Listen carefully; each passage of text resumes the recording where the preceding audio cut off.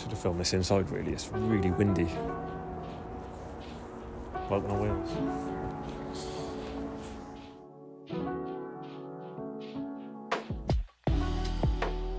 So I've been shooting a lot more medium format recently, and I thought I'd talk about my experiences so far with just like shooting film and photography in general. What is photography to me? Why shoot film?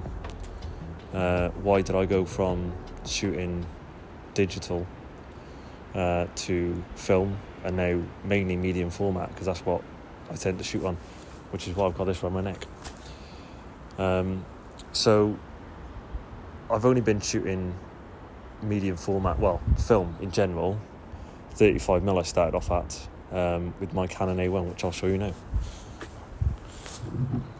Here she is, a beauty of a camera. Love this thing. I've got T-Max 3200 loaded in there. I've had that roll for over a year, just over a year. Now, when I bought that camera, when I bought the A1, I knew nothing about film photography at all. I knew what a film camera was and film, but I think I'm at an age where I missed the boat, you know. So my mum, dad, nan, stuff like that, they would have shot on film because that's the only medium they had back in the day. But me, we're like the digital era, so you know we definitely missed the boat on it. And I think everything does, you know, a complete circle. So everything that was in fashion back then, 90s, 80s, 90s, has come back around again, and it's in fashion.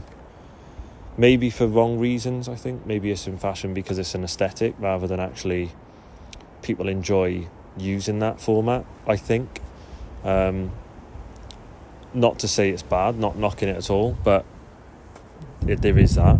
I mean, back then, like I said, that it was only just that format. So, you know, after I picked up the A1, I was hooked on film, to be honest, because I found that my photography with what I'm shooting this video on right now, which is the Sony A7 III.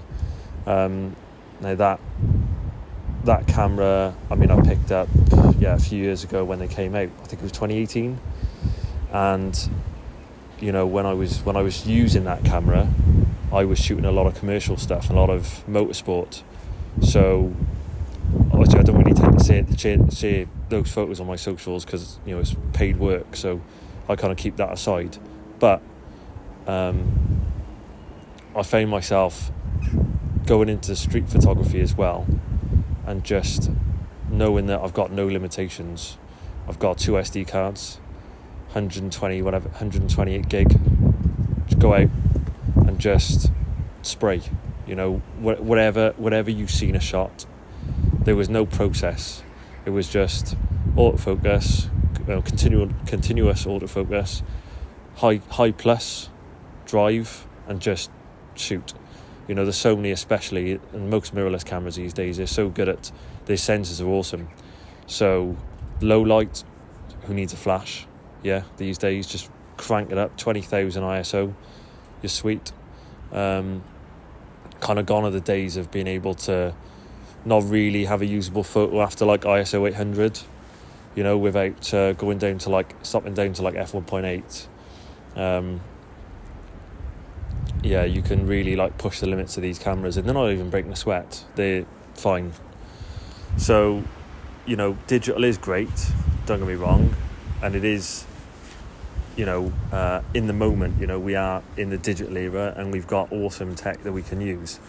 But I find that most people these days are just picking up these brand new cameras. You know, I went in a camera store recently with a Sony, and they were trying to upsell the kind of A7 IV. Great camera, but like, it's a massive cost difference between this A7 III and the A7 IV. Would I really jump? Can I see a reason to jump from the A7 III to A7 IV? Not really. I don't think that it's like iPhones, you know, to all the iPhone users out there, you know what I mean. The iPhone 14 or whatever the latest one is now, there's not really much difference from the previous one. Yeah, cameras, fair enough, but nothing really major. Everyone's chasing these days, the highest frame rate. I think this Sony shoots like 10 or something on the electronic shutter, I think, don't quote me. And the best like mirrorless camera that social media are pushing on you these days. But photography to me is just, kind of about freeze framing a scene, and letting your imagination take over. Because, I found myself, like I said, in that rut where I can take the Sony out and just spray and pray. I could get like maybe 1,000 shots, and I have maybe 10 that are usable that I actually like. But there's no process in that because I wasn't going out with a set goal in mind. I think using cameras like that, your creative vision is quite kind of turned off because, again, your only limitation is yourself. There's no goal in mind. You just got an expensive camera and just go out and shoot. But with film, it's kind of not the case because there's a real process involved in that. I mean, your limitations are not only yourself, but you've got like this one, 120 film, but you have a maximum shot count of 12, so that's 12 shots per roll of film, and film is, expensive these days. I think average for a black and white roll of film is, say, I don't know, £10 to £15, and then the average colour is about the same, a little bit more, especially when you're looking at higher end films like portrait, stuff like that. So, when I'm talking about limitations, again, it's not just yourself and the film count, but it's, you load the film in the camera. Is it black and white? Is it colour? What speed is it? Because on a digital camera, you can crank up the speed, and yes, you can push-pull, but if you're talking about just box speed, as in what the film is rated at, then, you're putting that in the camera, knowing that the environment that you're going out to shoot in should be designed to be used with that film. So I'm not going to put, ISO rated 100 in this camera and go out and shoot in the night because, well, you can. I think you won't have any usable images, but you'd be looking to put in 3200 or something like that, like that T-Max that I've got in the Canon A-1. I mean, in the year that I spent just generally doing film photography, going from the A1, AV1 to then the Rolleicord and then the Mamiya. I'll get it now. It's heavy. This is really heavy. It's heavy because I got the grip on it and the prism finder, but this is the Mamiya M645, like one of the first ones, mint condition from Japan, because the only good cameras come from Japan, right? Everything else is like rusty. But I've shot all these, and to be honest, it's just a great process. I mean, you can pick out moments better. It allows me anyway, and I think I speak for most, but it allows you to slow down, pick your moments, see photo opportunities that you necessarily wouldn't normally see if you were shooting digital or like in a rush or doing, because you've got on this is 12, on the Mamiya M645, there's 15 shots you can take on that because of the format, because it's 4.5, and then the 35 mils, you can have half frame, which double the amount of exposures, but you can also, there's 24 or 36 shots you can have on a roll of film.